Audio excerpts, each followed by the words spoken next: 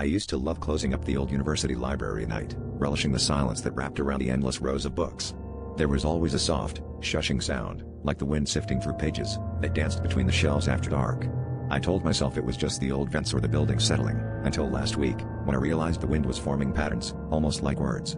Still, I brushed it off, until tonight, when the whispers threaded together and said my name. I froze, heart pounding, as the sound grew clearer, unmistakably calling me, Eli. Eli. I peered past the flickering reading lamps, expecting to see a prankster, but the aisles were empty. The only movement was the shifting shadows cast by the moon. I thought about leaving, but every step I took, the whispers seemed to follow, growing more insistent, almost pleading. Desperate for answers, I followed the sound to the back corner where the forbidden, dust-covered archives waited behind a locked gate. The whispers grew frantic, guiding me to an ancient ledger wedged between sagging shelves. My hands trembled as I flipped through the brittle pages. My name was written again and again, in looping, desperate script, each entry marked with a date.